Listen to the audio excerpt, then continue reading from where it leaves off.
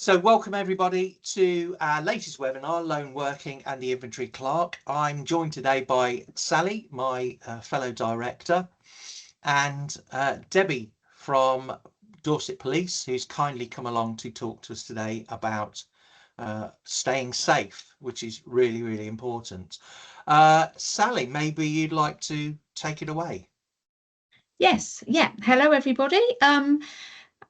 As Stu said, my name is Sally and I'm the Director of Training for the AIIC. So hopefully recently you've seen quite a few more webinars and training sessions, etc. coming out, and there's more coming in the future.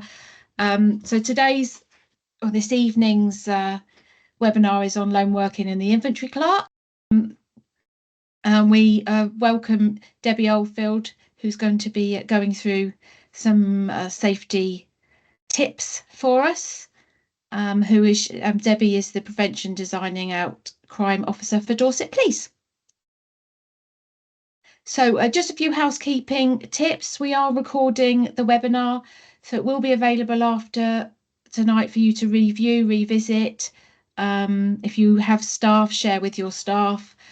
After the webinar, we will obviously distribute the slide deck, and towards the end we'll add the chat panel, so if you've got any questions, pop them in there and then we'll do our best to answer them at the end of the session. And if you could leave your microphones on mute, that would be great. Thank you. Okay, so we're just going to do a quick poll. Right, Stuart's so going to tell me what it is. Yes, indeed. So this is just a quick poll. If I can actually find where I've put it. There we go. It's a quick poll just to get an idea to where people are in terms of safeguarding. So hopefully you should see this turn up. So if you could kindly vote on that. I'm hoping that everyone can see it. We're not recording names or anything like that. No names, no pack drill.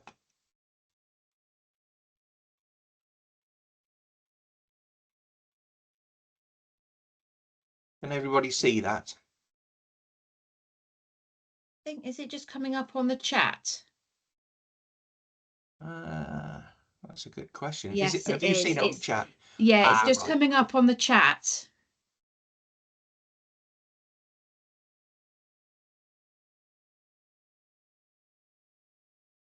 It's a strange thing. I wonder why it only turns up on the chat.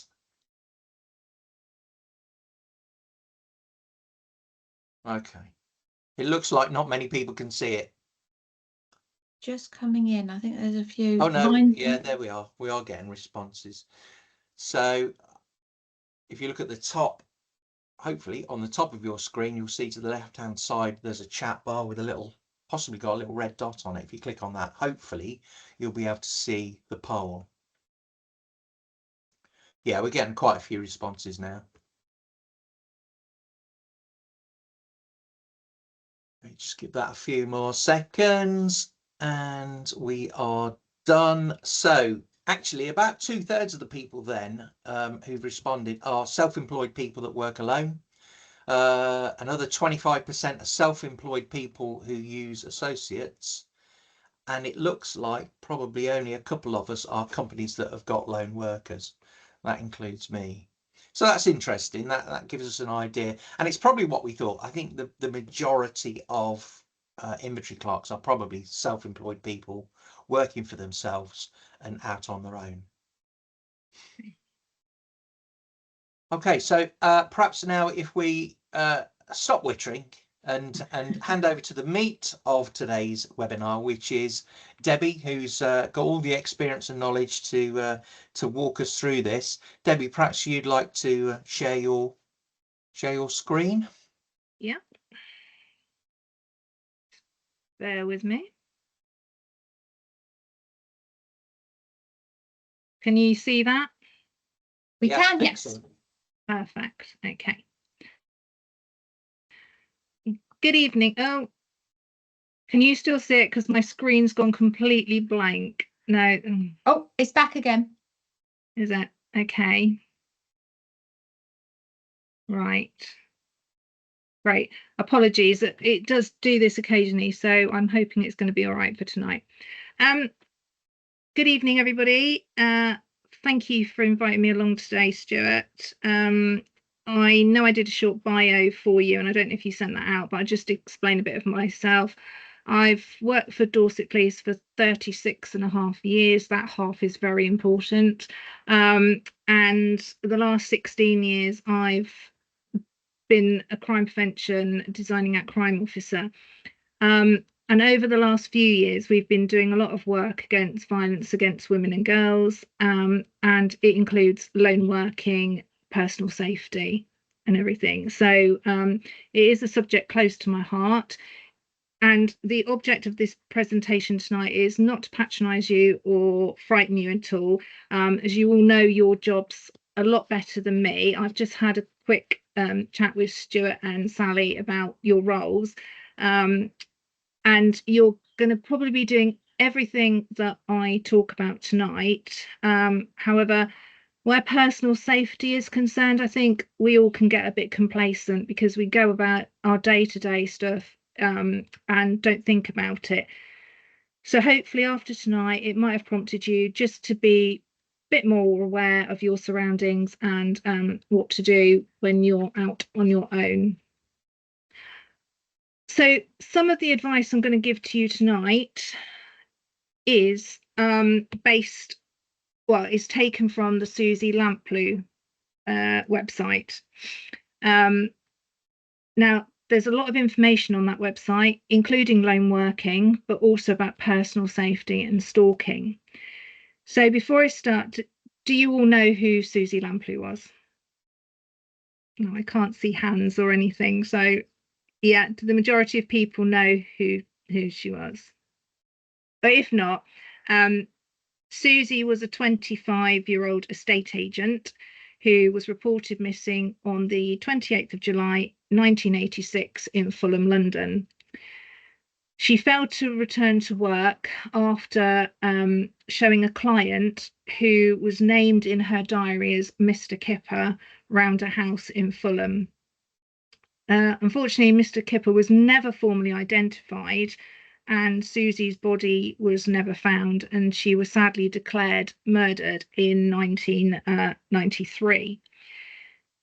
Now, Diana and Paul Lamplugh, who were Susie's mum and dad, founded the Susie Lamplugh Trust in 1986, following her disappearance. At this time, little research was done around personal safety, and that term was rarely used. So Paul and Diana did so much work, and they became the foremost experts on personal safety, and Diana herself travelled throughout the UK raising awareness to groups and to organisations, and they set up the Susie Lamplugh Trust. Both have sadly passed away now, and so have never known what happened to Susie, but thankfully their tireless work still carries on with that trust, and year on year things are moving on with the information they're putting out there. So if you get the chance, please take a look at that. I can send a link later to Stuart and he can pass it out, but it's a very good website to look at. So I'm just going to talk briefly about what is a lone worker and the risks associated with lone working and how to manage the risks. Now, some of this won't relate to you because there was only a couple, I think, that are employed. The rest of you are self-employed and that. But a lone worker is basically an individual who performs their job without close or direct supervision. And that can include nurses going out seeing patients in their homes, people who work from home, estate agents, carers, or people who basically just work in isolated areas, locations. Now, lone working can obviously face heightened risk because there is no one present should an immediate response be required if there's an emergency, aggression from somebody, or an accident. So if you are employed, your employer should have a legal duty of care to take reasonable steps to protect you. And this can include carrying out risk assessments whereby they can identify potential hazards and put in place specific plans and protocols to mitigate them. And I know, Stuart, and we were talking, and that's kind of raised something with yourself this evening. And there should also be means to enable communication, such as lone working devices or mobile phones. So when you're out, and this is what I'm going to say again, you probably are already doing this, but I just want to sort of jog your memory or give you some pointers and everything. What we would always advise before attending, and this is something I do in my job as well, if I'm going to an address, I will always check that address to make sure it's safe for me to go on my own. If it's got any red flags or anything, I will take another officer with me or go with a colleague. So we still do it in the police, and it's something that we'd always advise people like yourselves to carry out your own risk assessments quickly, sort of before going to the property and also before entering. So read up on notes from any previous visits that have been carried out if you haven't attended that property in the past, if you're new to that property. Also just have a look around the property. Do you feel safe there? Are there any sort of like red flags that show up? And also, do you know if that occupant is going to be in, and has there been a history of aggression or harassment or anything like that before you go? Also, are there any pets there? Stuart, you said you've been to jobs today where there's been some great big dogs and everything. So check to see if there are any pets within that property that may cause you issues. For me, it would be snakes and reptiles. So I couldn't go into a room where there's snakes and reptiles. So it's all about knowing what you can deal with. And trust your instincts. I mean, basically, your instincts are brilliant, and they never really let you down. So also, before entering, look at potential hazards around and any risks to your safety. And if you feel at all uneasy, step away, leave that property and call a colleague, call your family, or call whoever is overlooking that property. So you've attended the address, it looks fine, it's fine, you go in. One thing I would always say is make sure you've got an exit strategy. Again, this is something I do, my colleagues do, especially if we're on our own and we're going into a place where there are obviously residents and occupants there. Look to see which way the exit doors open. Do they open inwards? Do they open outwards? Because if you did need to get out in a hurry, you don't want to be fiddling with that door. And keep those exit routes clear and make sure that you've always got you're always the one nearest the door if the occupant is in. And again, trust your instincts. If you feel uneasy because that occupant's there and they're blocking your way, or they're just not giving you the personal space that you need to, make your excuses and leave. If the occupant is in, then it's always best to sort of like say to them how long you're going to be, if you can, and also try and adhere to that. Because what we've got to be mindful of is we are entering somebody else's property, we're entering somebody's space, and your presence may not be wanted, or it could pose a threat to them if they're being asked to leave that property. So if you can just say to them, I'm only going to be an hour, hour and a half or whatever, I'm sure you know roughly how long you're going to be. That might, if they are a bit heightened, that may calm the situation down. And always stay aware of changing situations and conditions, because somebody might be fine and then all of a sudden their mannerisms change. So always be aware.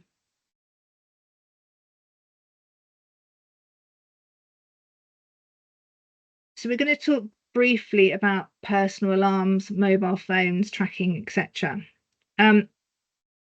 When you're going to properties, you're on your own, consider carrying a personal alarm with you. Now, these are little ones that you can buy them from Amazon, and if you buy bulk, they are cheaper, and they give out 130 decibel alarm, which is very loud.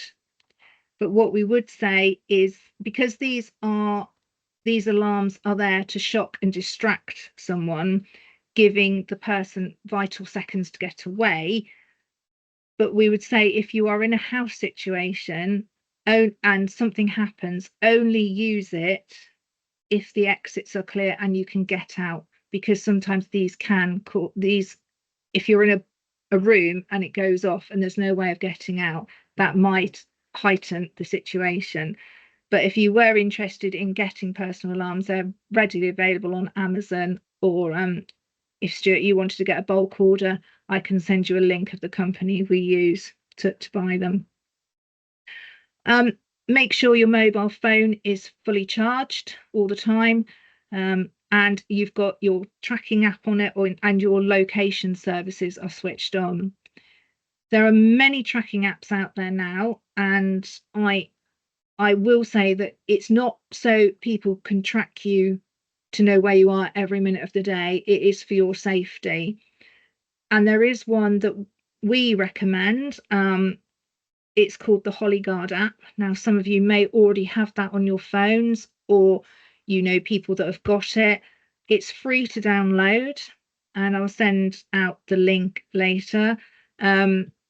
And you can put contacts in your phone. So if you need it, you just shake the phone and it will send a contact. It will send a message out to your contacts.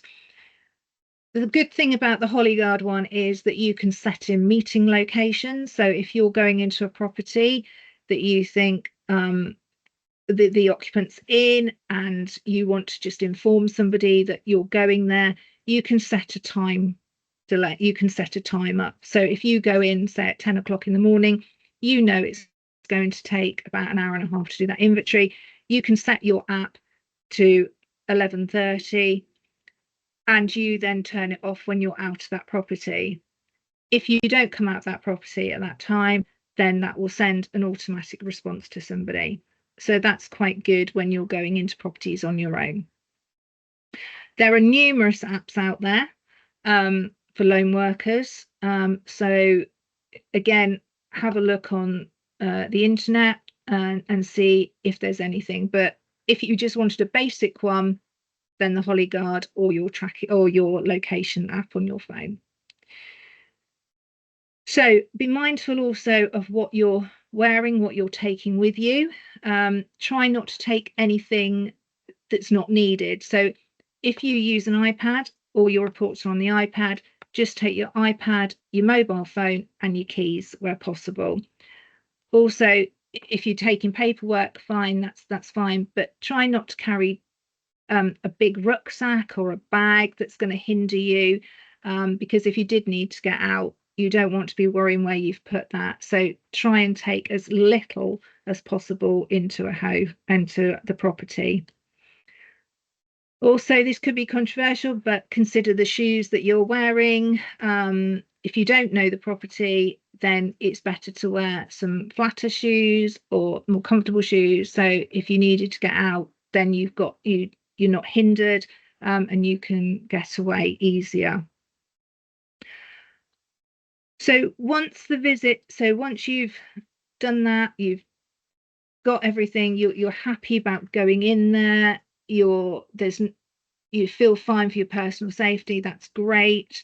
Once you've done the inventory, come out, record the information. And I know you look at previous stuff that's been written, but obviously if something does happen, or there's concern within the property, make sure you write that down so somebody else is in. So if you're not going back to do a further inventory, the next person is, and they can read up about what is happening there. And if you need help at all, please do not hesitate to call the police on 999 if you feel threatened, if you feel harassed, or if you feel in any danger when you're in a property. Please make your way to a place of safety and call for help. We'd rather come out and assist you on that. So please don't ever hesitate to call 999. And if you just feel, when you come out of that property and you feel a bit, oh, I'm not happy about that, just let somebody know, but do it when you're in a place of safety.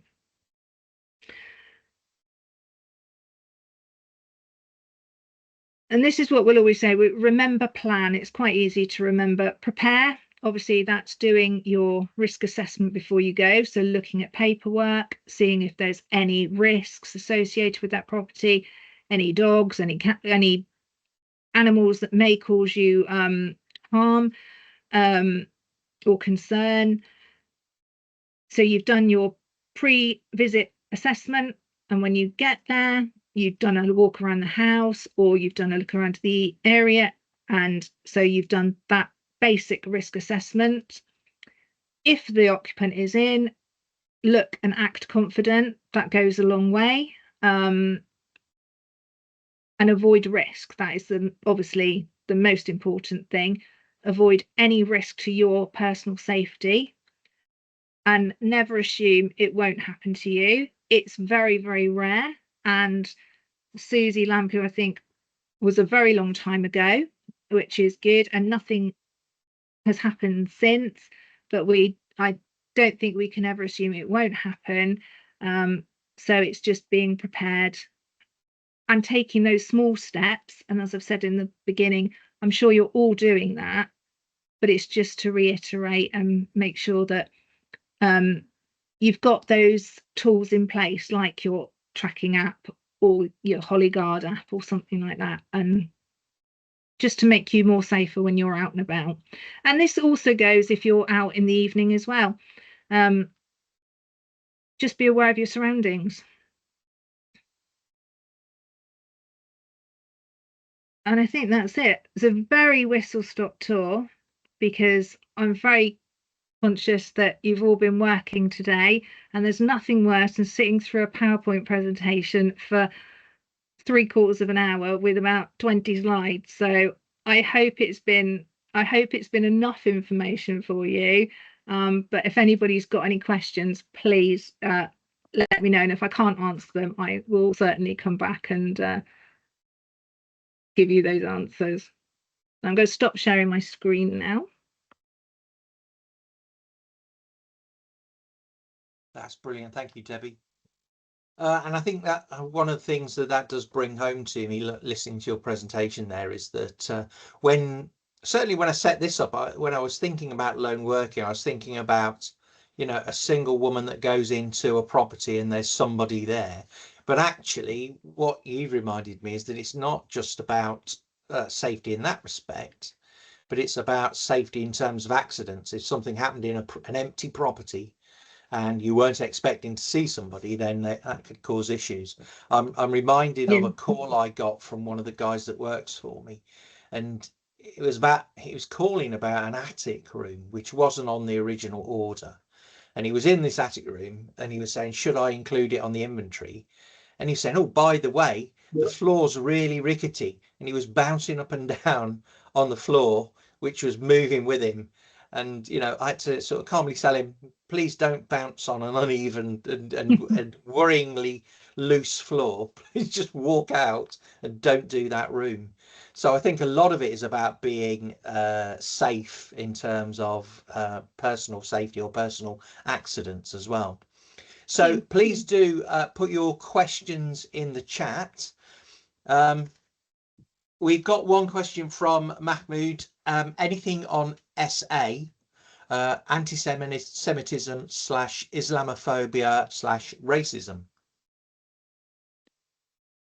In what respect? What, somebody has been racist to you, like that? Because anything like that, any racist incidents, should be reported to the police straight away. And it's in terms of initially dealing with it, like let's say, I mean, I can think of one instance where I was going into a property which was probably in one of the less desirable parts of town, and the neighbours next door were really quite antagonistic over the garden fence for no apparent reason. At that point, are you better to just get in the property and get out of their way, or just disappear altogether? Personally, I would say get out that property, leave and report it. But should anyone get any threats made towards them at all, racist comments or anything, leave that property and report it to us, because that's just not acceptable. You don't do your job. It's not part of your job. Don't think, oh well, I get this, I just have to accept it. No, you don't. It's totally unacceptable. So anybody that is antagonistic or anything and you feel threatened, yeah, just leave the property straight away. That's brilliant, thank you. And one question from me. So we were talking earlier about my risk assessment, and I'm going to hold my hand up here in front of everybody and all the people that watch this later on to say that my company has got a risk assessment. So we've got a risk assessment process. We introduced this to all the new people, but we've probably not reviewed that for probably 3 years, I'd say. And I guess my feeling is that we do need to review that, obviously, but also we tell people to do a quick risk assessment when they first go into a property. So essentially they go in, and the first thing we say is you walk around the property, make sure it's safe, and then you start doing your job. But that's just in their head. I'm assuming that's perfectly acceptable. Yes. Yeah, if there's not, I'm not really au fait with risk assessments, but what I would say that if everything is fine and you've got no concerns, then yes, that's fine. You should, as soon as you've got any concerns at all, whether it be that dog that's been a bit aggressive or anything, that should be written down. And with your risk assessments, you should be sort of reviewing them probably every couple of years, maybe. Yeah. 3 years probably maximum. So I think, yeah, you yourself should be looking at that risk assessment. So yeah, but if nothing's of concern, then doesn't obviously need to be noted, but anything that of concern should be noted. Yeah, that makes sense. Did that answer your question? It does, yes. Yeah. And I think the guys are very good, or as far as I can tell, they're very good in terms of following the process. Yeah. But that's the important thing. What I will say to people is I am going to review our risk assessment, and then what I'll do is I will publish it on the AIIC website so that people can then download it and then amend it for their own use later on. So you can use it as kind of a template, and we'll include anything in there that we can possibly think of that will be of use to members. The other thing, if I could just add in there, is most of us will be using some sort of software which allows us to make notes with regards to a specific property that our team members can then pick up. So if you do happen to come across that, for example, that dog, or you do have some sort of incident on your way into a property from the neighbours, then you do have the facility on a lot of those software apps to add that information in, which means it can go straight back to the agent, landlord, whoever is instructing you. Yeah, that's good. Carry on, Debbie. No, I was going to say that's really good. It's like with us, if we go to an address and there's some red flags, obviously we can be prepared, because it's awful going to somewhere that possibly has got some issues, but it hasn't been flagged properly, because you're going into the unknown. And then if you are going to a property that has got issues, then perhaps you can take somebody else with you, so you're not going alone. I don't know if that can work with yourselves, but it's always better to go with somebody else if you think that property is going to cause some problems, or if the occupants are going to cause some problems. Yeah, that's a good point. One thing I did want to ask, during the presentation there, you pointed out red flags. What Yeah. sort of things would be a red flag for you? Well, for us as police, it would be obviously a dangerous dog, because some people train their dogs to obviously attack us or bite us or whatever. It also things like if there's weapons in the house, if you see any knives or anything, because you're probably going into a great mixture of houses, so somebody might have a collection of knives, say for instance, or replica firearms that are on display. That should always be put down. If somebody has got swords, because people do collect them, and although they're probably ornamental, that should be noted on the risk assessment. So any weapons, stuff like that. And if you go in, I don't know what your policy is, if you go in and you see drugs being used or drug paraphernalia, do you raise that with anybody, or is just that part of the job? Because again, to me, that should be noted on the risk assessment.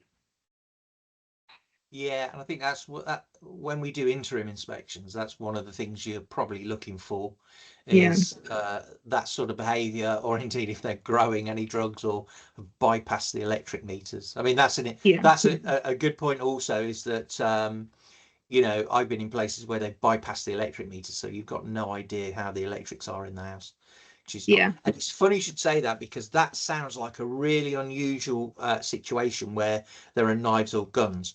I have been to 2 properties on midterm inspections, and one of them had, I opened the door and the guy had a table full of what looked like firearms. I'm quite a roughy tufty guy, but I saw that and that took me back a bit. Luckily they were airsoft, but they were incredibly realistic. And so that should be flagged, obviously, definitely, for somebody, because you say you're quite, you know, roughy tufty. If you've got somebody new to the job and they go to that premises, that could actually be quite a frightening thing for them to see that. And I can think of another guy that I went in, and he had a spare room which is just full of knives, swords, martial arts paraphernalia and stuff like that. Perfectly nice guy, well, seemed to perfectly nice guy to me, and it was a collection, but even so, it does give you pause to think, does it not? And they would be something, you know, that for us, that would be noted on an address for us to be aware of. So if it's for us to be aware of, I think it should be noted for your staff to be aware of too. Okay, that makes sense. We have a comment from Colette, just saying about, other than the Hollyguard app, that it would be useful to provide a list of other apps. I'm in the process of compiling a list and having a bit of a research on what's available to whom. So for everybody out there, then that will be available shortly on the website, and we'll probably send out a blog with it on the marketing front. Excellent, because there are so many out there and they all do different things, and it's what you actually want from that app. But that's great, Sally. Marianne's made a point here. Sally made a helpful suggestion using the app, as we also make a note of hostile tenants at check-in and ask the agency if they cannot be in attendance at the checkout. I totally agree with that. I would also say into your risk assessment, you should add in other factors, and one of the factors is why you're going there. So I think back, and this is one of my favorite war stories, is I went to a place which was a contested checkout, let's put it that way, and the guy had taken all of the sockets and all of the switches with him, so there were bare wires sticking out of the wall. So but even so, you can kind of imagine, you go in there it was with a housing association, you go in there with the housing association guy, and the tenant comes around the corner in a kind of in a wild state of alarm or whatever. So you always have to be kind of, I guess, cognizant of the other factors that are around. Yeah. We've had a question from Rowley. Hiya, Rowley. Debbie, when you say flag firearms or lookalikes present, do you mean report to the police or just note by the inventory admin? Seems like a potentially illegal situation to me. Yeah, and you're quite right there. I think if you go into a property and you see guns or anything like that, you should be reporting it to the police as well as updating your logs, because they might perfectly be legal, but why has somebody got that amount of guns on a table or whatever? So we would definitely be interested, whether it would be for us to make that call.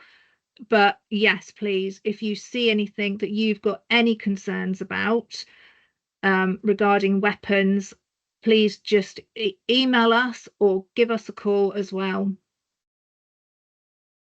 Yeah, good point. One of the points I would also like to flag is that in my time I've found that some agents can be a little bit more bullish than others. So some of them will put pressure on you to go into dangerous situations on your own, and just say, oh, you shouldn't worry about it, it's no problem, I've been there loads of times. I think probably your personal safety is much more important than any agent that says that to you, however much business they're giving you. And if they do try and pressure you into going into a situation you're not comfortable with, I would say just step away. Yeah, no, definitely, because your personal safety is more important than going into an address that could, cause you issues or harm, obviously. So, yeah, if they are bullying you to go in there and they want somebody to do it, then you get somebody to come along with you, but you don't go in on your own. Yeah, good point. So I think we've come to the end of the questions and points that we've had on the chat. Please do feel free to type any in that you've got. If you've got questions after the presentation, please do send them in to us, and I will ask Debbie, and I will include it in my email out. I'll be sending out an email after this, which will include the link to the recording and any other resources we've got for you, which we think should be helpful. I will just flag perhaps one other thing that we've got coming up for members. I'm saying it's the 11th-ish of November. We've been kindly offered a presentation by the Information Commissioner's Office on data protection / GDPR. At the moment, we're either saying it's the 9th or the 11th. They're just trying to organise with their presenter, but I'll be able to formally confirm that by, well, tomorrow, close of play tomorrow, hopefully. So you will be getting an email about that. I think that's a really important one, because for me, a lot of the knowledge around GDPR and data protection seems to be kind of hearsay and third party. We're also going to be putting out a member content survey. So we've done a few of these webinars now, and one of the things that we wanted to understand is what time do you like to do them? What format do you like? And also we're trying to get some input from you guys about what sort of things you would like to see next, especially around things like topical subjects like the Renters Reform Bill, or things like that. So do look out for that. It's really helpful if you fill those in for us, because the more responses we get, the better it is. The other thing I wouldn't mind adding as the training person is that coming up in November, we also have a training course on safeguarding. So that's 2 hours. That's the 17th of November. It's on the website if you want to join. We're doing a discount on it at the moment. So yeah, that's a really good, interesting one as well to run alongside your midterm inspection, so that if you do see anything worrying when you're going into a home, then that's a good one to get on if you feel you want to. Yeah, it's good that you said that. I had a situation like that today, actually, funny enough. Yeah. So I think I might be booking myself and my guys on that. I've booked myself on it. Yes, yeah, you did. Yeah, I have, absolutely. yes. And in all seriousness, you've been doing inventory clerking for a while now, so you've kind of got the hang of it. But the fact that you're booking yourself onto training courses just goes to show that we need to keep up to date, and we need to make sure that we refresh our knowledge in these areas. Yeah, so that's enough from me. Perhaps I'll hand over now to Sally just to close. But certainly from me, thank you, Debbie, for turning up today, and thank you everybody for logging on and watching us. Thank you. I hope it's been useful and you've picked up some bits and pieces. It has. Thank you very much. Thank you, Debbie. Thank you, Stu. Yeah, hope to see you all at the next webinar, and don't forget to keep checking the website for new training opportunities, new webinars, and we're trying to keep you all up to date with the latest changes in the business. Thank you. Have a good evening, everybody. Thank you. Cheers. Thanks, everyone. Thanks. Bye-bye. Bye.